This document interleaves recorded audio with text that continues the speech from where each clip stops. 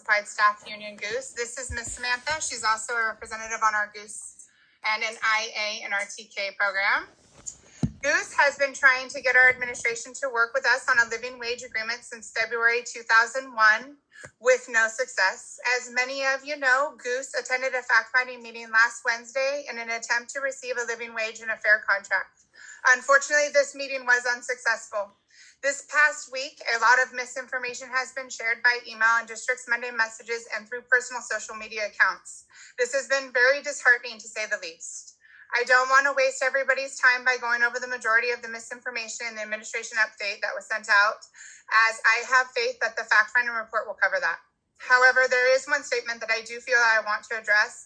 It was stated that GUCE has refused to negotiate in person with GUSD for the last 6 months. This is absolutely false. We have had multiple negotiating meetings during this time, 5 actually since August. If administration is referencing the meetings that I personally refused, they are correct. I was approached and received with personal text messages multiple times by both board members and administrators who wanted me to meet with them one-on-one. I made it clear that I was not comfortable meeting it without my union representative and GUCE bargaining team, yet multiple times I was approached with papers and a pen in hand trying to convince me to sign paperwork on the spot in the middle of the NPR or while I was working during our Beyond the Bell program. This, I feel, was unprofessional and inappropriate. The truth, our classified team is requesting a $9.44 pay increase beginning last year, 2021. During one of the hardest and most uncertain times in everyone's lives, we were put in a position of being essential workers in the middle of a pandemic. We welcomed kids in small groups, tested children who were positive for COVID, sat with positive cases that were symptomatic while awaiting the child's parents to pick them up.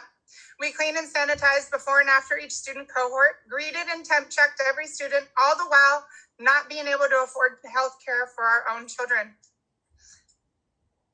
The classified staff exceed their job expectations on a regular basis. We do this job because we are passionate about education and for the love we have for our students. We are the face of the district and have been throughout the pandemic. Parents are relieved when leaving their children in our care daily. They have trust in us, and for good reason. Teachers are happy to see us because they know how much easier we make it for them to be successful in their jobs. And you can see by how many teachers are here with us tonight. I appreciate you guys. Students know they can depend on us as well and have developed deep bonds with their aides. We are supported and appreciated by parents, teachers, and students. When parents come to see our school and see that the teacher-aide ratio is so high, they recognize that this is valuable and it adds to their child's education. This is one of the reasons that our school is so desired, why families travel from around our county daily to come. Our wages, unfortunately, do not reflect any of this. The shock we have seen on the faces of parents as they have learned how low our wages are speak volumes. Our wages are less than starting pay for jobs that are traditionally held by high school students. Yet that is not the demographic of our employee. We are primarily families and single parents trying to provide for our children on these wages, and grandparents that do not have financial luxury of retiring.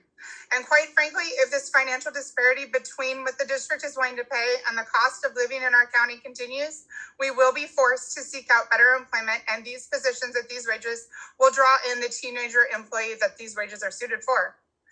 We have no desire to leave our students, teachers, families at Gravenstein. We love our jobs and we feel a strong purpose to what we do, but it has to be sustainable for us. And currently, unfortunately, it's not.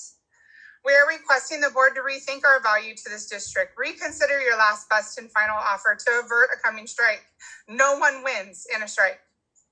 The impact is far-reaching and we would very much like to avoid this. This is our first holiday season in 2 years where COVID has begun to settle. We want our students to get to enjoy all of the celebrations and events that come with that at school. But we also want the peace of mind of knowing that we can afford to put presents for our own children under our trees. We do have a lot of people here that would like to speak on as far as classified teachers, families, and I don't know if this is the opportunity or if you want us to wait for public comment.